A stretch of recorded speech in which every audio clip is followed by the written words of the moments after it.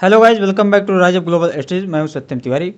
In this session, we will talk about the Indian polity. So, number of lectures, numbers of content which we will study in Indian politics. We will talk about also talk about the syllabus of the Indian politics and what is the weightage of Indian polity in both prelims and mains, pre and mains weightage of Indian polity in pre and mains, and we will also talk about the reference book which best reference book to follow for Indian polity.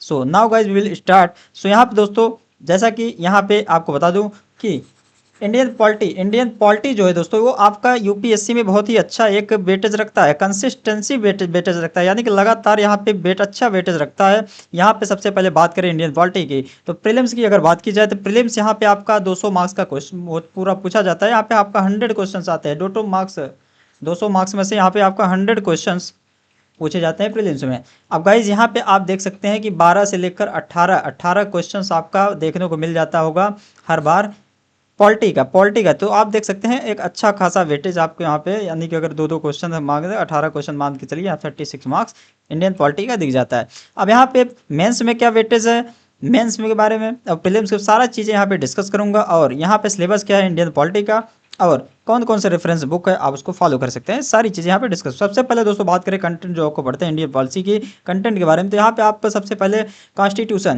Constitution and basics, उसके बाद making of the constitution, silent feature of Indian constitution, preamble और Indian union and citizenship, उसके बाद fundamental right part second, fundamental right part third, fundamental right part 4, जिसमें आपका article 31, 32, 33, 34 और 35 ये आप पढ़ते हैं. वहीं अगर देखा जाए तो directive principle of state policy यानी कि डीपीएसपी और फंडामेंटल ड्यूटीज़, ये सारी चीज़ें आपको आपको पॉलिटी में यूपीएससी के लिए सारी चीज़ें पढ़ना पड़ता है. अभी डीप में आपको बताएंगे कि सिलेबस क्या क्या है ओवरऑल. यहाँ पे अगर यूनियन एग्जीक्यूटिव जो कि 11th है, 12th आपका पार्लियामेंट, उसके बाद स्टेट लेजिस्लेचर, उसके बाद centre state relations, central government state के बीच में रिलेशंस क्या होती है, सारी चीज़ें हो, इमरजेंसी प्रोविजंस एंड फेडरलिज्म, उसके बाद लोकल बॉडीज़ जैसे आपका पंचायती राज सिस्टम वगैरह सारी चीज़ें, लोकल बॉडीज़ कुछ ऐसा सारी चीज़ें. यहाँ पे आपको judiciary high court, supreme court, इनके पावर से सारी चीज़ें. जुडिशरी सेकंड, उसके बाद कॉन्स्टिट्यूशनल बॉडी जैसा कि दोस्तों सीबीआई आपका कॉन्स्टिट्यूशनल, आप एक तो नॉन कॉन्स्टिट्यूशनल बॉडी होता है, तो सीबीआई आपका नॉन कॉन्स्टिट्यूशनल बॉडी होते हैं. बाकी जो कि नॉन कॉन्स्टिट्यूशनल और कॉन्स्टिट्यूशनल बॉडी, ये सारी चीज़ें आपको यहाँ पे देखने को मिलेगा. नेक्स्ट बात करते हैं यहाँ पे इंपॉर्टेंस क्या है पॉलिटी का यूपीएससी एग्जाम्स में. तो जैसा कि आपको बताया गया कि इन प्रीलिम्स, अगर प्रीलिम्स की बात करें तो यहाँ पे टोटल 100 क्वेश्चंस होते हैं, जहाँ से 12 से 18 क्वेश्चन गाइज यहाँ पे आपको पूछा जाता है इंडियन पॉलिटी से. तो आप समझ सकते हैं कि एक अच्छा खासा लगातार पूछा जाता है, 12 से 18 के बीच में होता है. कभी आपका 15 पूछ लिया, कभी आपका 18 पूछ लिया. यूपीएससी का फिक्स कोई नहीं रहता, कभी कुछ भी पूछ सकता है. मिनिमम आपका 12 पूछा गया है और यहाँ पे 18. तो यहाँ पे दोस्तों अगर बात करें तो ये आपका लगातार अच्छा वेटेज एक रख रहा है. वहीं अगर क्वेश्चन की बात करें तो क्वेश्चन जो आता है कॉन्स्टिट्यूशनल प्रोविजंस वगैरह बेस्ड करंट अफेयर से भी क्वेश्चंस पूछे जाते हैं, और कॉन्सेप्चुअल क्रिएटिव आपको अगर है तो आपका क्वेश्चंस हो सकते हैं. अब यहाँ पे मेंस की बात करें तो मेंस का जो पेपर होता है जीएस का सेकंड पेपर, जीएस पेपर 2 के नाम से सेकंड पेपर होता है, जो कि 250 मार्क्स का होता है. इसमें आपका क्या पूछा जाता है, इसके बारे में बात करें तो 250 मार्क्स का जीएस पेपर सेकंड होता है. उसमें गाइज आपका यहाँ पे टोटल मार्क्स तो 250 जैसे कि बताया गया. तो यहाँ पे पहले तो पॉलिटी पूछा जाता है, सबसे ज़्यादा वेटेज आपका इसमें पॉलिटी का होता है. पॉलिटी यहाँ पे 110 से लेकर 140 मार्क्स से पूछा जाता है, यानी कि जीएस पेपर 1, जीएस पेपर जो 2 पूछा जाता है, इसमें आपको पहला तो आपका पॉलिटी पूछा जाता है. पॉलिटी जो कि यहाँ पे गाइस 110 से लेकर 140 मार्क्स का पूछा जाता है. तो आप देख सकते हैं 250 मार्क्स में से जीएस पेपर 2 250 मार्क्स में से आपका वेटेज पॉलिटी का सबसे ज़्यादा है. तो सब पॉलिटी सबसे लेंदी भी है. तो यहाँ पे दूसरा जो देखा जाएगा इस सोशल जस्टिस एक टॉपिक है या सब्जेक्ट आप बोल सकते हैं यूपीएससी मेंस के लिए, वो भी पूछा जाता है. गवर्नेंस एक सब्जेक्ट है, छोटा सा पॉलिटी का ही पार्ट है. गवर्नेंस आप चैप्टर है 6 से लेकर 90 दोनों मिलाकर 60 से लेकर 90 तक मार्क्स के ये पूछे जाते हैं. तो पॉलिटी में यहाँ पे 60 से लेकर 90 मार्क्स तक पूछा जाता है आपका गवर्नेंस एंड सोशल जस्टिस. और उसके बाद इंटरनेशनल रिलेशंस, जो कि दोस्तों इंटरनेशनल रिलेशंस, इसमें बहुत सारे करंट अफेयर्स के भी टॉपिक्स होते हैं. इंडिया के रिलेशन बांग्लादेश से कैसा है, Pakistan China, Pakistan India China, Indo पाक रिलेशनशिप, इंडो चाइना रिलेशनशिप, उसके बाद इंडो यूएस रिलेशनशिप, सारी चीज़ें यहाँ पे पढ़ना पड़ता है, जो कि दोस्तों ये भी इसका भी वेटेज आपको यहाँ पे 50 से लेकर 60 मार्क्स से देखने को मिल जाता है। अब ये तो रहा आपका, जिसमें आपको दोस्तों अगर अगर इसमें मेंस में आप तैयारी कर रहे हैं तो आपका डीपर अंडरस्टैंडिंग होना चाहिए सभी टॉपिक में, क्योंकि मेंस में आपको आंसर राइटिंग वगैरह करना पड़ता है। और यहाँ पे आपको एनालिटिकल अप्रोच क्या है, उसके बाद करंट अफेयर्स एक अच्छे से नॉलेज होना चाहिए इसके बारे में, पॉलिटी के साथ साथ जो पॉलिटी में करंट अफेयर्स है उसके बारे में एक अच्छा नॉलेज आपका होना चाहिए। और जितने भी गवर्नमेंट इशूज़ हैं, और खासकर आपको देखेंगे ना सुप्रीम कोर्ट के जजमेंट, इसमें आपका नज़र होने चाहिए। लास्ट के बहुत सारे क्वेश्चंस देखेंगे उसमें आपको सुप्रीम कोर्ट्स के जजमेंट्स वगैरह आपको, जो कि करंट अफेयर्स के, वो सारी चीज़ें यहाँ पे बहुत पूछे गए हैं। जैसे यहाँ पे आप देखिए, अब यहाँ पे आपको बता दूँ मटेरियल कौन कौन से रेफर कर सकते हैं। जैसे यहाँ पे एम लक्ष्मीकांत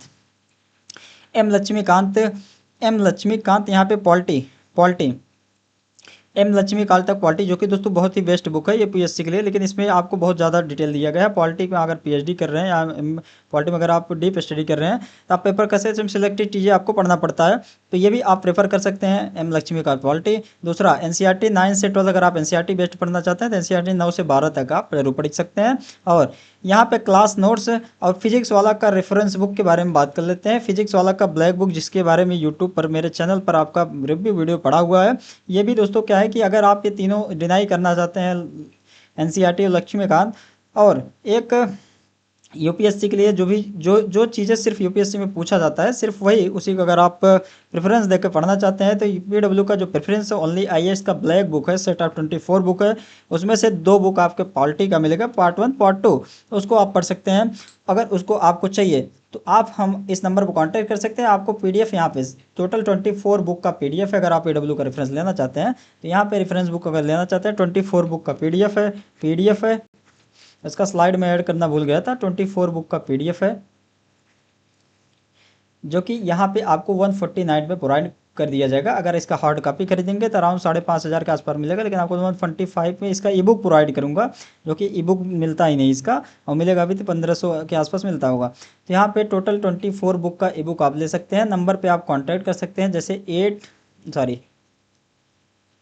955409 इस नंबर को कॉन्टैक्ट कर ले सकते हैं। बात करते हैं यहाँ पे नेक्स्ट, तो प्रीवियस ईयर क्वेश्चंस, अगर आप प्रीवियस ईयर क्वेश्चन भी लाना चाहते हैं तो आपको ले सकते हैं, उसका 99 उसका प्राइस है, तो ये भी आप ले सकते हैं।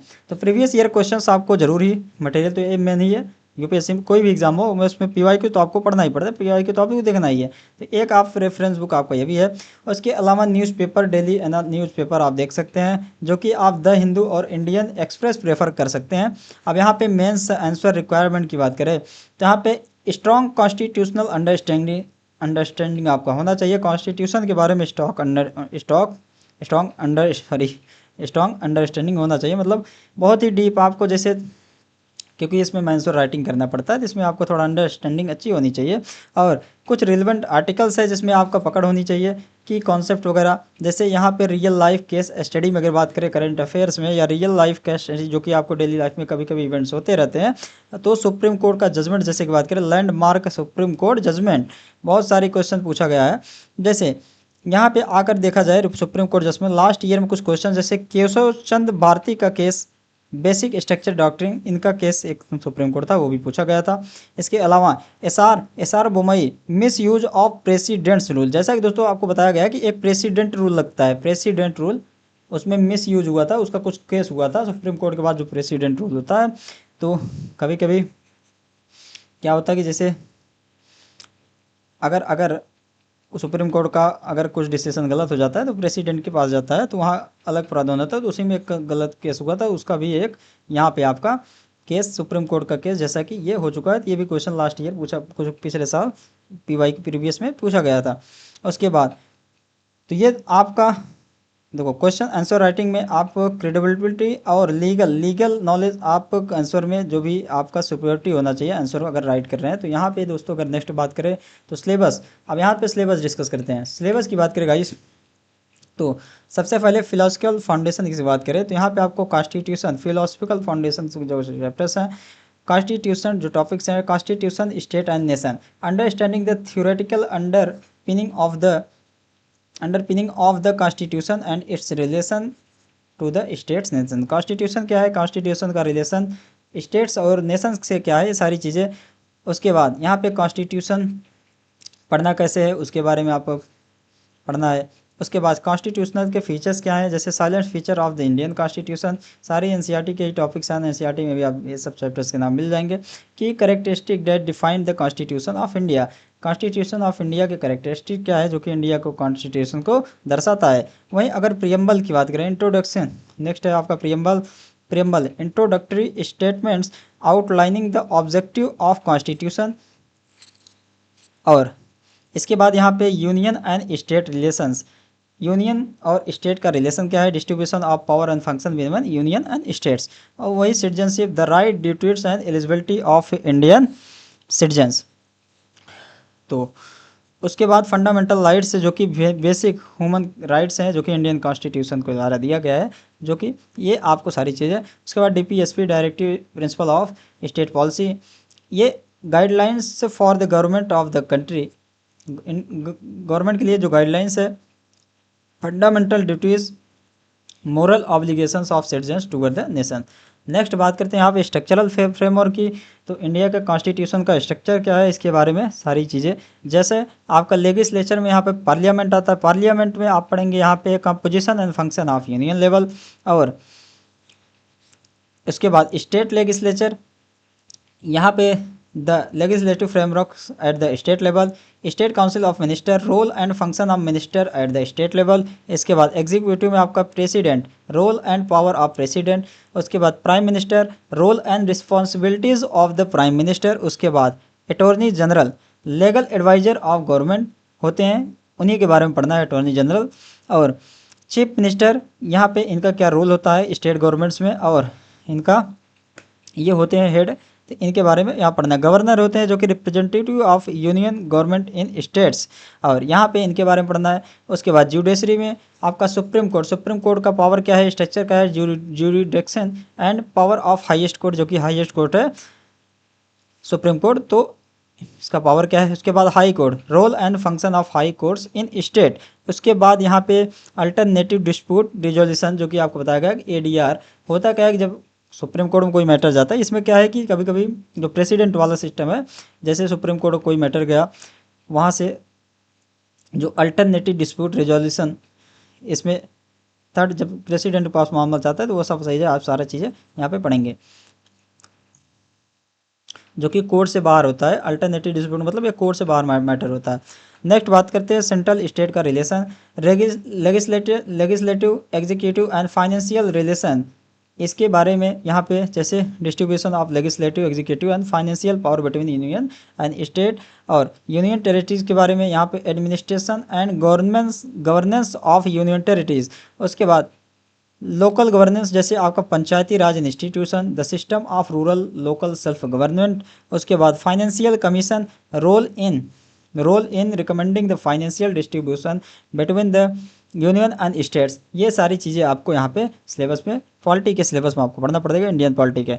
उसके बाद सीएजी, जैसे कंट्रोलर एंड ऑडिटर जनरल के बारे में, रिस्पॉन्सिबिलिटी फॉर ऑडिटिंग और गवर्नमेंट अकाउंट्स।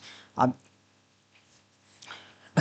उसके बाद गाइज यहाँ पे national commission for SC/ST, protecting the right and the interest of the schedule caste and tribe. उसके बाद नॉन कॉन्स्टिट्यूशनल बॉडीज़, जिसमें आपका CBI आता है, central bureau of investigation, function and role in criminal investigation में इनका रोल क्या होता है, फंक्शन क्या होता है, सारी चीज़ें यहाँ पे पढ़ना पड़ेगा। और उसके बाद central vigilance commission, CVG, which is the oversight on corruption and vigilance. उसके बाद लोकपाल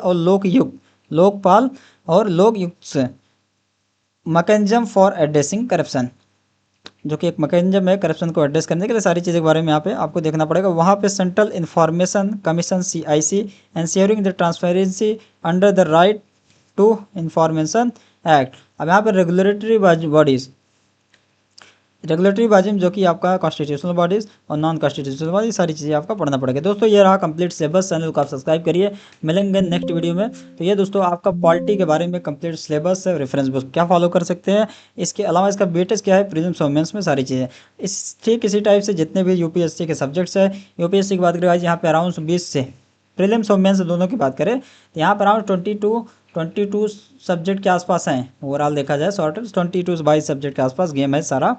तो इस सभी के बारे में डिटेल्ड वीडियो यहाँ पे ये सब जैसे आपको बताया गया कि यहाँ पे सिलेबस क्या है ये और वेटेज क्या है, सारी चीज़ यहाँ पे बताएगा। इसके अलावा जो भी क्लासेस होंगी ये सारी चीज़ें यहाँ पे आपको सपोर्टिव मटेरियल्स, आप सपोर्टिव वीडियो आपको मिलता रहेगा। चैनल को आप सब्सक्राइब करिए, मिलेंगे नेक्स्ट वीडियो में, तब तक लिए थैंक यू।